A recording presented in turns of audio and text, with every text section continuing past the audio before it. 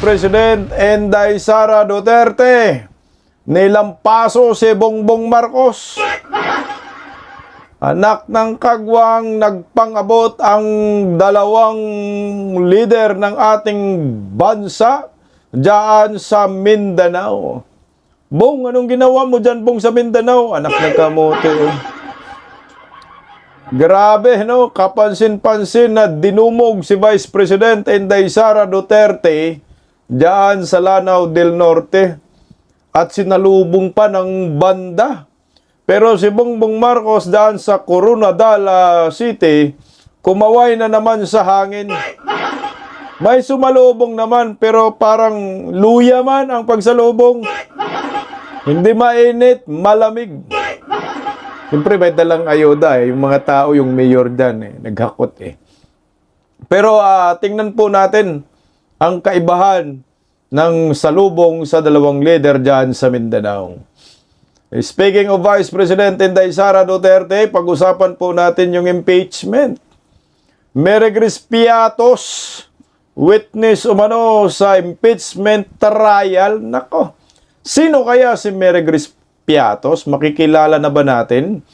Magandang gabi po sa ating lahat. Palike po muna, pa-share, pa-subscribe at pakipindot po ng ating notification bell para lagi po kayong updated sa ating mga video. Continuous po ito. Itong ating content ngayon sa in-upload natin. Upload kanina kasi nagka-problema yung video.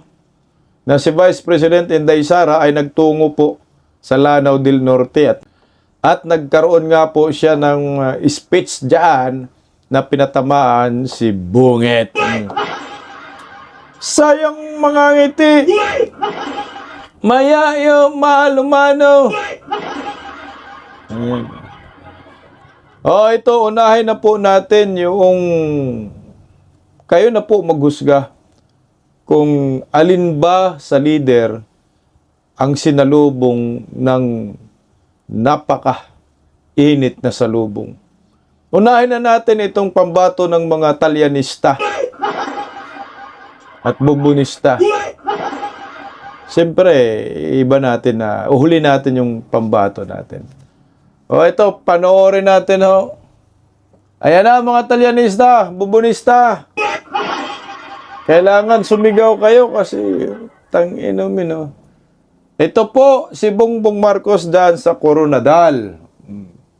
Ayan, ang Pangulo ng Republika ng Pilipinas, Kaway His sa hangin. Excellency Kaway Ferdinand sa hangin. R. Marcos Jr. Kaway sa hangin. Hello, Pans. Parang hindi presidente ang hinayupak. Yeah! Marami naman tao, kaso nga lang, iba talaga. Ayan, iba talaga yung pagsalubong sa kanya. Ayan, Diyos ko. Siguro, kung mga vlogger ang pumunta dyan, mas magsisigawan pa yung mga tao.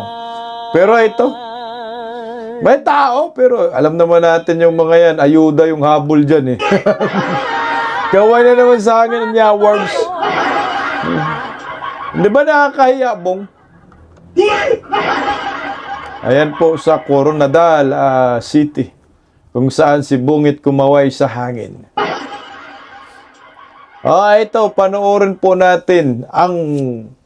Nagulat ako kasi meron palang ganitong moment. Marami talagang sumalubong kay Inday Sara Diyan sa Lanao del Norte. Parehong Mindanao, ha? Ito, presidente na si Bungit. May dalang ayuda. So, si Inday Sara, panoorin natin, Ayan naman, May banda pa, grabe, Yan, grabe, Galak na galak yung tao dyan. Dami pala rin tao. Sa Lanao del Norte. Yan na, gawan mga tao dyan. May banda pa,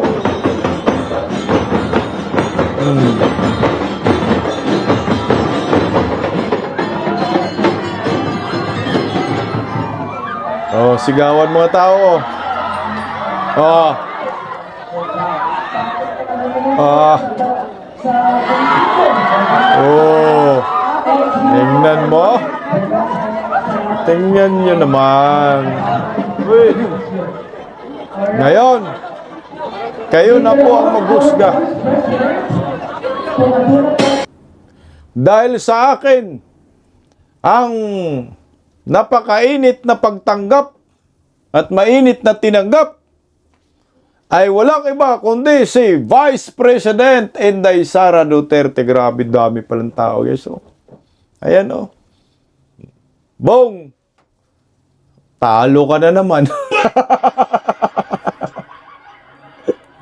Kahit saan magpunta, wala kang binatbat. Lakas mo rin ng loob, no? Dumayo sa baluarte ng Duterte. Nasaan ka na, Adjong? Sabi kasi ni Adjong, wala daw bubuto kay Vice President Inday Sara dyan sa Lanao. Pero bakit to, Adjong? Pinagkakaguluhan, Adjong.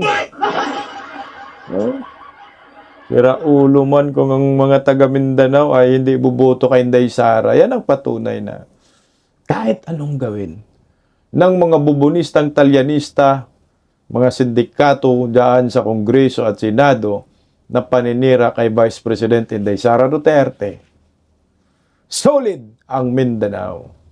98% yung mga taga Mindanao ay solid Duterte. Yan ang patunay. O ano na? Sino ang mas maraming sumalubong?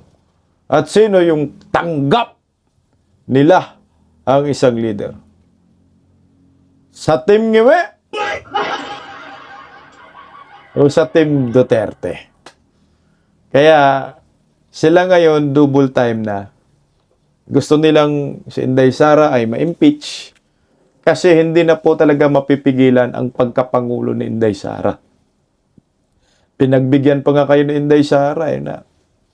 Hindi ako nangunguna dyan sa mga rally-rally na yan na mag-resign si Bangag. Gusto kong matapos ang termino niya para talagang ang mga tao ay magagalit ng todo kay Bongbong Marcos at makikita kung anong klaseng pangulo ng Pilipinas itong si Bungit.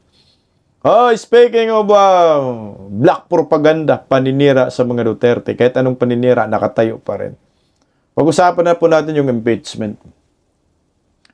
Yung impeachment trial, siyempre, pre-trial conference ngayon, kasalukuyang ginagawa. Mukhang aabot yata ng linggo. Si Mary Grace Piatos daw, yung isa sa mga witness sa impeachment laban kay Inday Sara Duterte. Pero pakinggan po muna natin ang balitang ito patungkol po dyan sa impeachment trial ni Vice President Inday Sara na di umano yung pre-trial conference tatapusin na. O ito, panoorin natin. Huwag muna dyan.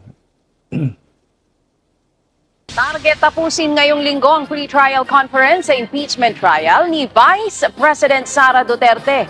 Ayon po kay Senate President Win Gatchalian, posible itong matapos ng Clerk of Court ngayong araw o kaya hanggang bukas. Samantala, ipinauubaya na raw ni Gatchalian sa Clerk of Court kung bubuksan ang box na naglalaman po ng tax record ng Vice Presidente.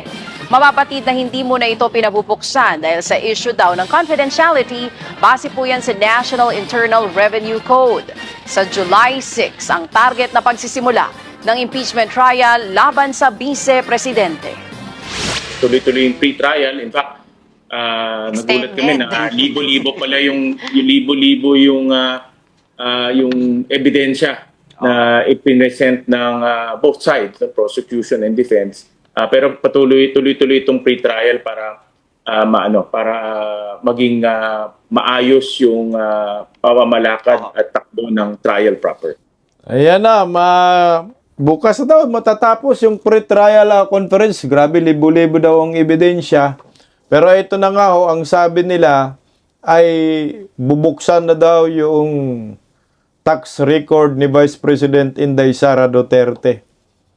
So ngayon wala naman tayong problema diyan kasi ang gusto lang naman nila propaganda. Kasi alala nyo po yung box na pag gusto nilang buksan diyan sa Committee on Justice, hindi nila tinuloy dahil madadali sila ng batas. O eto, pabubuksan na daw. Tingnan natin. Pinabubuksan na po ng House Prosecution Panel sa pre-trial ni Vice President Sara Duterte ang kahong-kahong naglalaman ng kanyang tax records. Posible raw kasi nitong mapalakas ang mga ebidensya laban sa umano'y hindi maipaliwanag na yaman ng Vice Presidente. Yan po ang Express Report ni Mayan Los Baños. Sa ika-4 na araw ng pre-trial conference, may hiniling ang prosekusyon sa Senate Impeachment Court. Buksan na raw ang sinasabing BIR box. Inaasahang laman nito ang tax records ng mag-asawang Vice President Sara Duterte at Attorney Man Scarpio. So since we are in the marking of exhibits, this is the proper stage na kailangan na rin siguro buksan yan para magkaroon na ng inventory of the contents of that particular BIR box. Posible raw itong magamit na ebidensya sa impeachment complaint tungkol sa umano'y unexplained wealth ng bise.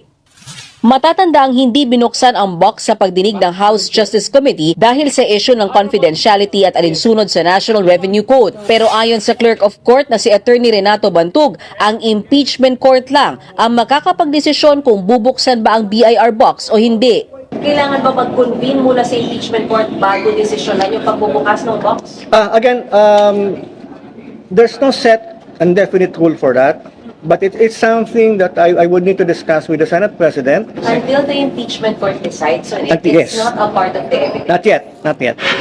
Hit naman ni Senate Secretary Attorney Bantug, ayaw niyang pangunahan kung anuman ang magiging desisyon ng impeachment court sa request na pabuksan ang naturang BIR box. Pero kung sakasakali na hindi yan umabot sa pre-trial conference na dapat matapos na ngayong linggo, pwede naman daw markahan ang naturang mga ebidensya sa mismong paglilitis o trial proper na. Sa kabila naman ng tumatagal na pagmamarka sa mga ebidensya, naniniwala ang impeachment court na matutuloy pa rin sa July 6 ang impeachment trial. Samantala, tinabla ng House Prosecution Team ang sinabi ng defense team ni VP Sara na hindi sumasali sa pagmamarka ng mga ebidensya ang mga kongresistang prosecutor. Stop muna tayo doon kasi gusto ko pong komentuhan lang yung BIR. Alam niyo po, yung tax record ng isang tao, kumbaga yan, huli yan. Hindi basta-basta pwedeng buksan mo yan. Kasi yung mga tax din ni Vice President Inday Sara, ay tax po yan, kinakaltas sa kanya, automatic ng gobyerno. Ang suspitsa ko talaga dyan, kaya gusto nilang buksan ay para lamang makapanira, black propaganda, at gusto lang hatakin lang itong si Man Scarpio. Kasi si Mans kasi, hindi naman yung government employee. Wala naman siyang katungkulan sa gobyerno. Siya po ay private citizen, private individual na nagninegosyo.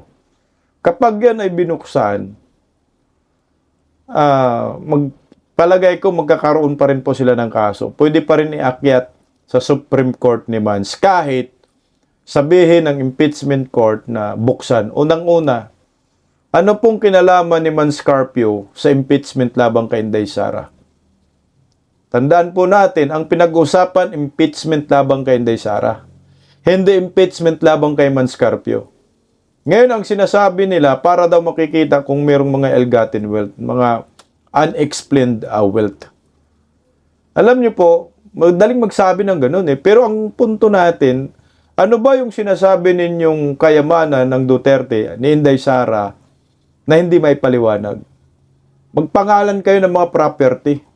Magpangalan kayo ng mga mansion. Magpangalan kayo ng mga establishment para sasabihin po ninyo na ito ay ill-gotten wealth na may kinalaman sa kay Vice President Inday Sara at hindi diniklara. Yan ang dyan. Yan yung papaul kayo dyan. Kasi kung meron na ill-gotten wealth si Vice President Inday Sara, meron na kayong ebidensyang pinapakita. Pero wala kayong ebidensyang pinapakita. Ang gusto lang ninyo, buksan lang yung tax record ni Inday Sara at ni Mans Carpio, ang tawag dyan, fishing expedition. O ito, pakinggan natin yung abogado ng prosecution dahil umiyak ko ito. Sinabi kasi ng abogado ni Inday Sara, hindi kayo tumutulong eh. Pumunta lang kayo dyan. Tapos umalis. O ito, pakinggan natin. Ayaw na ho namin sanang patulan pa itong mga pag-spread pa ho ng fake news so we could go on to discuss yung more substantive matters. Yung home issue na yun that they didn't have enough personnel, that came from the defense. No? Nung Monday, they admitted that they lacked necessary personnel to accommodate yung hong gustong arrangement with respect to how many marking teams there will be. Mula naman sa 4, ngayon 6 teams na ang nakatoka sa pagmamarka ng mga documentary evidence. Nagbabalik O ayan na oh.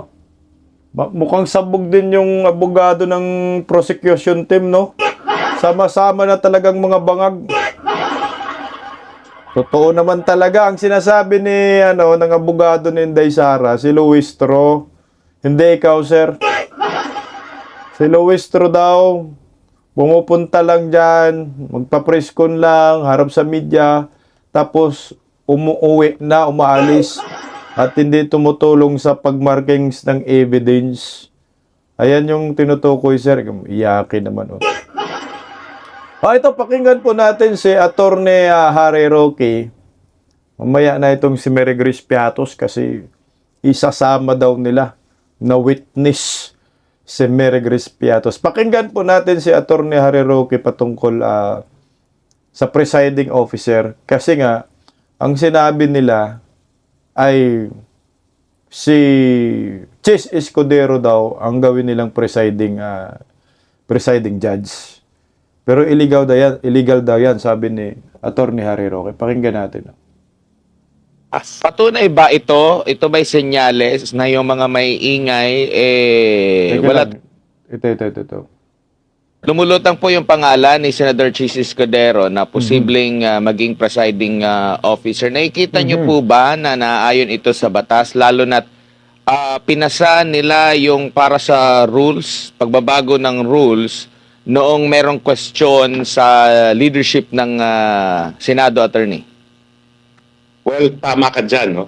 Dahil yung rules ay naamendahan ng peking Senado, no? At malinaw naman na kung sino talaga ang Senado ng mga panahon na yon. Dahil nung nagkaroon sila ng numero, tsaka lang nila hinalal itong si Sherwin Gatchalian bilang Senate President, sa tingin ko, kinakailangan muna na magpasa sila ng panibagong amendment to the rules para mawala ang duda kung valido ba nga yung ginawa nilang amendment to the rules na magtatalaga ng iba pang presiding officer bukod pa sa Senate President.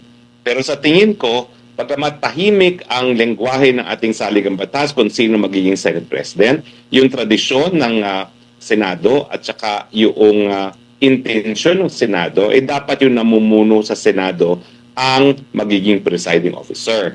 Ang tanong, kaya ba yung gawin na isang hindi abogado? Well, ang punto ko naman, dapat bago sila pumili ng Senate President, kinonsidera nila yan na isa sa magiging katungkulan ng Senate President ay pagiging presiding officer ng Senate Impeachment Court. O ayan, mapilitan ka ngayon na Win Gatchalian na ubob. Presiding officer. Dahil ang lakas ng amats mo, gusto mong maging Senate President, pero hindi mo inisip yung malaking tungkulin mo dyan sa impeachment trial na ikaw yung magiging presiding officer. So, hindi po pwede na hindi si Win Gatchalian. Hindi po pwede na si Chis Escudero. Kailangan yung Senate President ang magiging presiding officer na magmukha kang tanga dyan with Win Gatchalian. Wala namang alam sa batas. Di ang gawin na lang para hindi mapahiya ang Senado kay Win Gatchalian, kusa na lang siyang bumaba sa pagka-Senate President. At mag-elect muli sila ng Senate President. Magregodon muli. Kasi pag si Win Gatchalian ang maging Senate President, alam naman natin merong impeachment trial. Ano po ang kahinatnan ng impeachment trial pag siya po ang magiging presiding officer?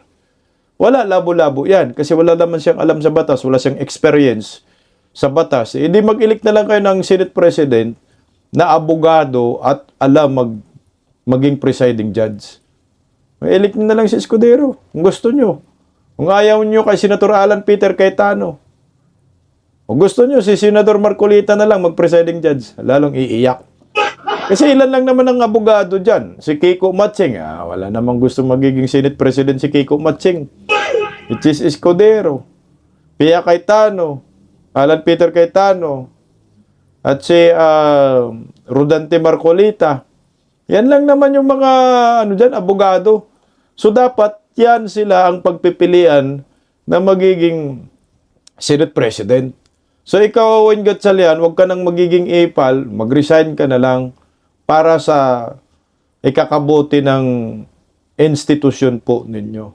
Kasi wala kayong experience sa impeachment. Kagaya dito sa prosecution team, wala naman ding experience ang mga yan sa trial.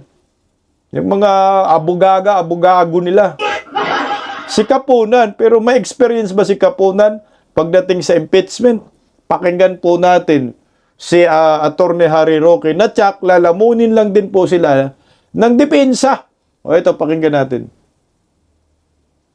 Patunay ba ito? Ito ba'y senyales na yung mga may ingay, wala talagang sapat na ebidensya? Hindi mabigat yung dala-dala nilang ebidensya, attorney? Sa totoo lang kasi, yung mga nagsasalita sa mga prosecution, wala naman talagang mga sapat na karanasan yan sa paglilitis. Diba? Yang si Luistro, yang si Leila de Lima, Ridon. yang si Adjong. Hindi ko naman nakikita mga pagmumukhaan dyan sa hukuman. No? At almost 40 years ako na humaharap sa mga hukuman, araw at hapon. No? So sa tingin ko, yung mga deklarasyon nila at mga astan nila ngayon, yan ay patunay sa kawalan ng karanasan. Kaya aasahan natin na kung uusad ang kaso ng prosecution, talagang sasandalan nila ang mga private prosecutors dahil wala talagang ibabat-bat itong mga kongresista. Kaya nga siguro sila naging mga kongresista dahil ayaw nila mag-practice ng batas. Opo, hindi po ba sa labanan sa korte, attorney, pag nakikita mo ang kalaban mo ay gumagawa ng mali, which is parang ganito yung nakikita ng prosecution, kung pagbabatayin yung kanilang mga pahayag at opinion, hindi ba pababayaan mo kasi bentahe yan sa part mo? Well, una-una, hindi naman ako sigurado na tamang sinasabi nila sa nakikita nilang mali. Kasi nga, ang obvious na obvious, kulang sa karanasan itong mga kongresista na tumatayong prosecutors. No? Mabuti pa sana, hayaan na nila magsalita yung mga private prosecutors kasi yung mga private prosecutors mas bihasa pagdating sa litigation. No? Pero sa ngayon, parang hindi ko nakikita ang kakayahan ng mga congressman prosecutors at lalong-lalong hindi ko nakikita ang kanilang karanasan sa litigation. Opo, tsaka yun din yun na Walang mga napansin alam. namin na yung mga nagsasalita sa defense team, yun nga, puro mga sa private din yan. Wala din tayong naririnig, mas maingay yung mga politiko na prosecutor po, attorney, at parang hindi nagsasalita or baka ayaw nila matakpan yung kanilang moment na magsalita, attorney.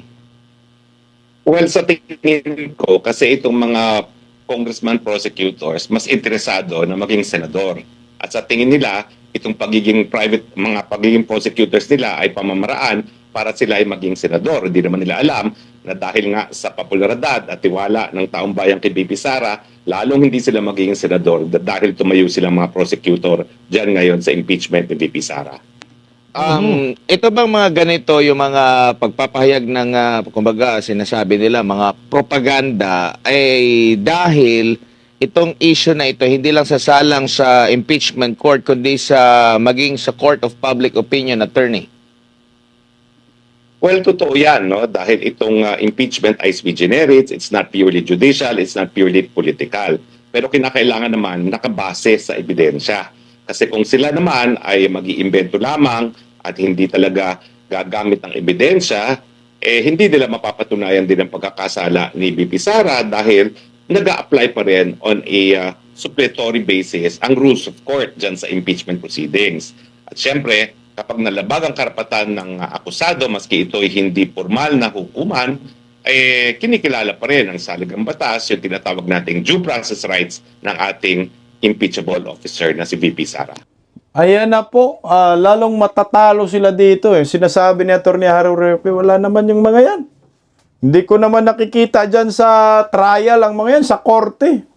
Kagaya ni Luistro, anak ng kagwang, nag-practice ba yan sa pagiging litigation? Ay, awards. Kagaya ni Adjong. Ano bang ginawa ni Adjong? Laila Di Saba. Isus ko ginawa ni... Hindi makakilala. Meron pang si Chihuahua. Ulala. Meron pang si Cookie. Cookie Ridon. May mga alam ba yan pagdating sa trial? As in zero, wala silang mga alam. Ngayon, sino ang kalaban nila? Yan, Porto Narbasa Salazar, law firm. Kasama yan dyan si Attorney Sheila Season. Talagang kainin kayo ng buo. Wala kayong mga experience eh. Hindi nga natin nakikita si Luistro na nagsasalita na parang pangdiinan talaga. Wala, as in. Ang ginagawa lang niya, hawak ko ang bit, hawak ko ang kabit. Yun lang. Nagpa-preskon lang. Nung kinain ni Atty. Sheila, iyak. Nagsumbong sa media. Tingnan mo naman yung abogado ni Vice President Inday Sara, malayo. Pero itong laban ng aho na ito, alam na natin, panalo na si Inday. Kahit gaano kayo kagaling mga hinayupak kayo, magaling mag-imbento ng mga ebidensya, kahit sino pa Poncio Pilato ang inyong ipadala diyan sa impeachment trial, ang basihan pa rin ng conviction ay 16. Paramihan pa rin ng bilang. It's a numbers game. Kaya kung kayo matalo kayo dyan sa bilangan, iyak na kayo. Yan ang nakikita natin. O tingnan mo ha. O itong isang controversial na issue na ibinato kay Vice President Inday Sara, itong Mary Grace Piatos. O, ihaharap daw. Gawing daw witness itong si Mary Grace Piatos ng prosecution team. Pero sabi naman ng depensa, handa po nilang ilabas si Mary Grace Piatos at iharap po nila. Pero ang problema niyan, di ba ho makompromiso ang kaligtasan ng... Ito kasi alam natin, itong Mary Grace Piatos na sinasabi nila, ito ay, ano lang yan? Alias ba? Codename lang yan. Yan yung codename ng mga government asset, ayan, government agent na may mga misyon na bawal po sila pangalanan. Sa ano yan kasi, confidential yan. Yan, Mary Grace Piatos kabilang sa mga testigo sa BP Sara impeachment. Yan ang maganda. Para magkaalaman talaga kung ano ba talaga ang papel ni Mary Grace Piatos, kung may ninakaw ba talaga si Inday or wala. Wala naman talagang ninakaw. Ang problema dyan, baka naman makompromiso yung Intel community. Yung Intel community ba? Ako sa akin, malamang tutulan po ito ng mga senador. Para sa akin lang Kasi pag ilalabas nila ito, sino bang makinabang nito? Hindi naman si Inday Sara. Ang makikinabang nito ay ang mga makakaliwang grupo, mga komunista. What if yung kanyang identity ilalabas sa impeachment trial? Ano po ang mangyayari dyan? Hindi po yung Intel community, magkagulo dyan. Yung mga agent, mga nganib dyan. Baka pagkatapos ng impeachment trial, kung ipagpilitan talaga nila na tanggalan ng maskara itong Mary Grace Piatos, baka after impeachment trial, abangan lang po itong si Mary Grace Piatos sa labas ng mga kalaban sa gobyerno, mga komunista, at biglang gurgurin. Yan ang nakatakot dyan. Sa akin siguro may kukontra dyan, lalo na si Senator Rodante Marcolita.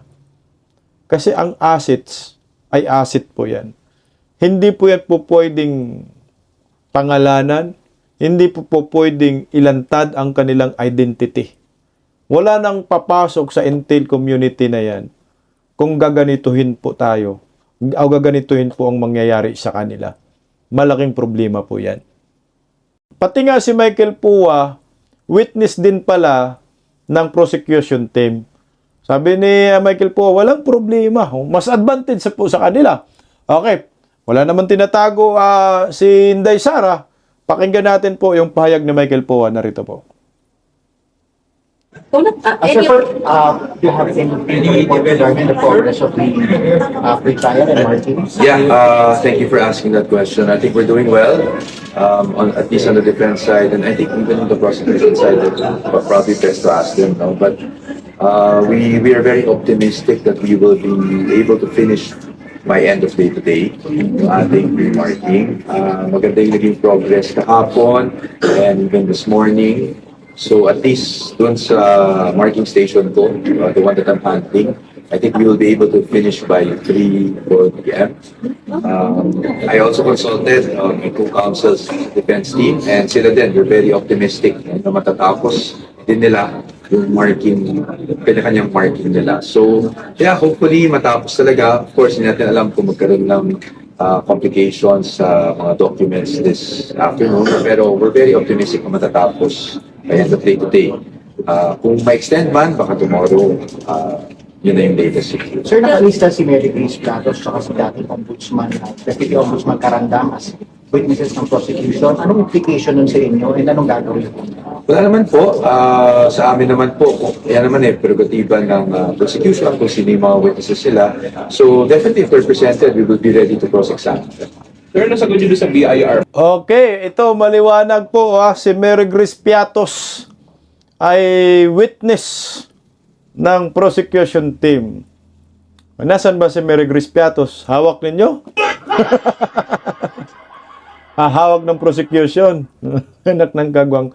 O gustong ipalabas ng prosecution sa depensa. So nilista nilang witness. So, walang problema naman daw, sabi ni Michael Pua. Kanila yan, estratehiya. Basta pagdating sa trial, kakainin namin kayo ng buo. Ayan na ho. Sino kaya si Mary Grace Piatos? Hindi pa kaya si Mary Grace Piatos si Lisa Marcos? Si Lisa Tanas? Hindi pa kaya si Mary Grace Piatos si Loestro? Si Laila de Lima. So yan, abangan din po natin dyan sa impeachment trial sa July 6. Tingnan natin kung ilalabas na agad nila si Mary Grace Piatos. Anak ng kagwang, kotang-kota na yung Mary Grace at Piatos. Ito naman sa BIR, sagot ni Michael Pua. We will be filing po yung aming official and formal response doon sa manifestation ng ating mga kasamahan, mga kaibigan sa prosecution. We are planning to file that by tomorrow. Pero matatapos, kung plan nyo matapos today yung pre-trial, ano pa po ang point kung by tomorrow magpa-file ng response? Well, ayun naman po, hindi naman ang decision din po niyan ay sa impeachment court. So, if, hindi naman, wala naman pong implication. We will file our comment. Until 7 p.m. pa rin kayo. So magpapile sila ng comment bukas kung ano ba, okay ba sila na ilabas yung tax record kasi puta, pagpipistahan po yan No, magagamit lang paninira kay Vice President Inday Sara. Dapat yan, bago yan ilabas, i-determine muna ninyo yung ill-gotten wealth kung meron. Kung meron, buksan natin. Kung wala, bakit natin buksan? Bubuksan para sirain lamang si Mans at si Inday Sara, anak ng kamote. Hindi po maganda ho yan. At tama, sinabi ni Michael po, ang impeachment court naman yung mag-decide dyan. So, hindi pa naman po nag-convene ang impeachment court sa July 6 pa lamang, di doon magkaalaman. Tuloy, sir. Today, I think yes, but we're hoping na hindi na kailangan umabot. So, What are the articles left for marking, sir? both articles are still there, articles 1 and 2. But as you know, nagkaroon ng 2 marking stations na, dalawang groups na yung sa Article 2 and yung sa confidential funds naman, isang araw pa. Naghiwalay-hiwalay na talaga yung mga groups. Marami nang ginawang mga marking stations. So that's why we're optimistic. I wouldn't say confident, but at least optimistic na matatapos kami. Sir, kayo pa rin ba as witness during the trial? Ako po? Listed ka ba, sir? Yes, I think the prosecution listed me and I don't have any problems with that. Pwede yun, sir. Ayan, magiging witness din si Attorney Michael Pua ng prosecution team, anak ng kagwang. Parang kumuha ng bato sila ni Laila de Lima Luistro, pinukpok nila sa ulo. Ginawang nilang witness itong abogado. So pag ano nila doon, itong abogado to, ina spokesperson, isa sa legal team ni Inday Sara. So ano mangyayari sa kanila? Di magbuka silang tanga dyan. Pwede, wala naman daw problema. Oh. Lawyer kayo ng defense. Pwede naman, because lalo na kung ang tatanungin naman nila ay matters that are not pertaining to my role as counsel to Vice President. Wala naman siguro ng problema. And if they really wish to call me as a witness, katulad ng ginawa nila sa Committee on Justice, hindi ba? Wala naman tayong problema. And then to clarify, sir, the witnesses nila, halimbawa po si Odo Carandang, they can also call that as their witness na po. Sino po? Yung defense po. Or cross-examining. We can cross-examine them. We can also call them also, but it's a pre-trial brief namin. Wala namang kaming sinama na ganung witnesses. But definitely, when they're called as witnesses for the prosecution, the defense will have the right to cross-examine the witnesses.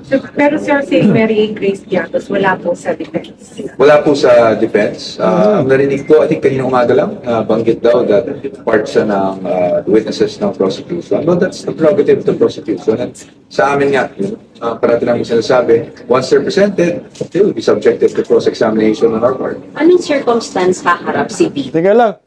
Mary Grace Piatos, hindi, wala sa listahan ng depensa. So, nasa prosecution team. So, pag nilista mo si Mary Grace Piatos doon, naharap si Mary Grace Piatos. So, sinong ipaharap ng prosecution team? Eh, hindi naman din nakalista ng sa depensa yan. Anak ng kagwang, baka magawa-gawa sila ng Mary Grace Piatos. No?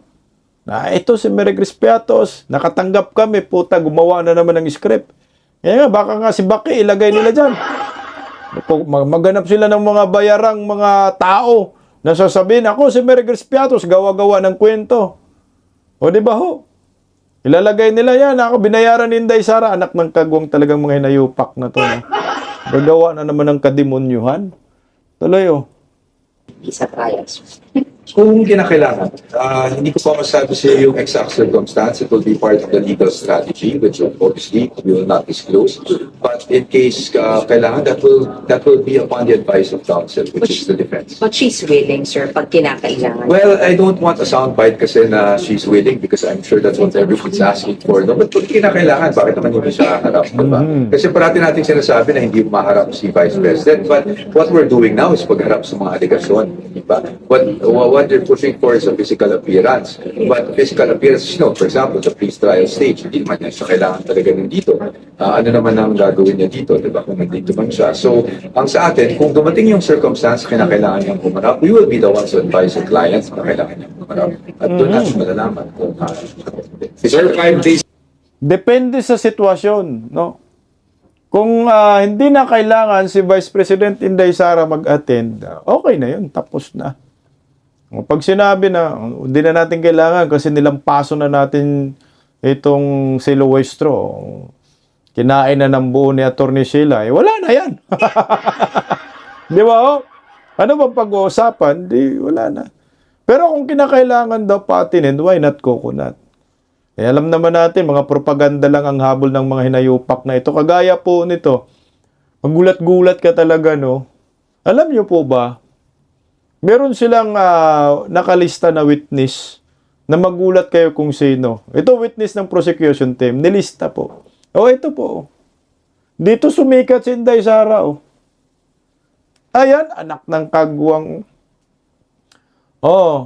Court sheriff na sinuntok ni BP Sara sa Davao noong 2011. Testigo sa impeachment trial ng Vice Presidente. Putang ina. Mayor pa ba siya yan o Vice Mayor? 2011? Tangina man, impeachable offense? Kamukha pa naman ni Da Junior yung inapirkat dyan ni Inday Sara, Ka-black eye ang buang, Ito yung nagdi-demolish. Nag-demolish siya na wala nga pang malipatan yung mga dinimolish. Sinabi wag muna, talagang yung sheriff hindi nakinig, Puntahan ni Inday, di nabugbog. Bugbog si Da Junior. Anong relevance dyan? Mayor, alam ko mayor dyan si Vice President Inday Sara, di ba? 2011. Sige nga, search nga natin kaunti. Para mabuo yung ating komento. Mayor.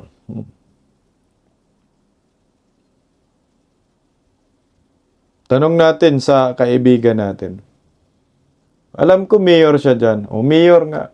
Mayor si Vice President Inday Sara dyan. Ngayon, bakit sinama mo dyan sa magiging witness para sa impeachment? Anak ng kagwang. Ang layo, no? 2011 nangyari. Ngayon, 2026, 2022 si Inday Sara nagiging Vice Presidente. Anong kinalaman dyan? Wala, pang ano lang talaga yan. Paninira, panggulo. Basta lang, makadagdag lang sa isipin ng mga tao, makadagdag lang sa propaganda, pero at the end of the day, walang relevance yan. Ikasama daw sa testigo ng prosecution. Dong, sige dong, magpalista ka dong, baka ma-uppercut ka uli dong. Kamukha mo pa naman si Bobong Marcos dong. Huwag ka nang pumayag dong, wala lang yan dong, sayang ng panahon mo dong. Ikaw din kung gusto mo magkaroon ng problema dong, gusto mo mapangalawahan ka?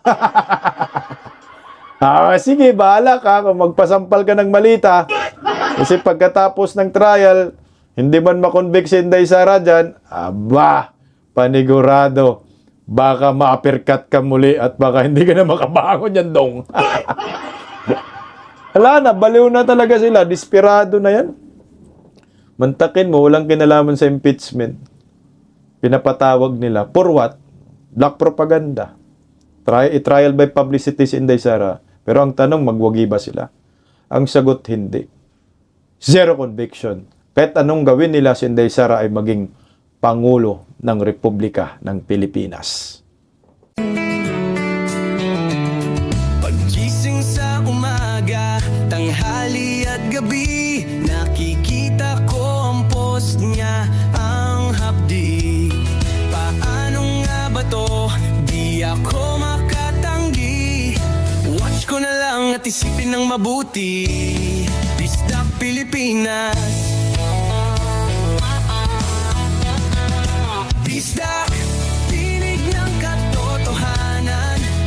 Sa bawat vlog may laban sa kasinungalingan. Mulat ang mata, gising ang masa. Bisdak Pilipinas, para sa bayan, gumigising sa diwa. Sa likod ng kamera, tapang ang dala, walang sinasanto kung mali ang gawa. Hinay-hinay, pero palaban. Boses ng tao sa digital na labanan. Bisdak, tinig ng katotohanan. Sa bawat vlog may laban sa kasinungalingan. Mulat ang mata, gising ang masa. Bisdak Pilipinas, para sa bayan, gumigising sa diwa.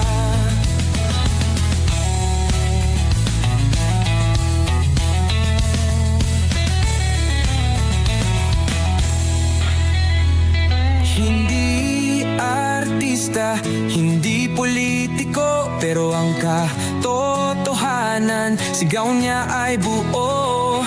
Sa YouTube o Facebook man siya makita, may aral ka pa rin, may uwi sa bawat salita.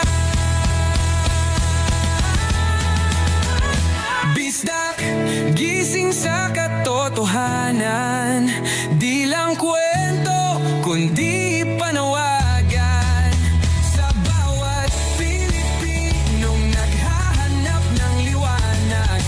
Bisdak Pilipinas, kasama sa pagbangon ng bayan.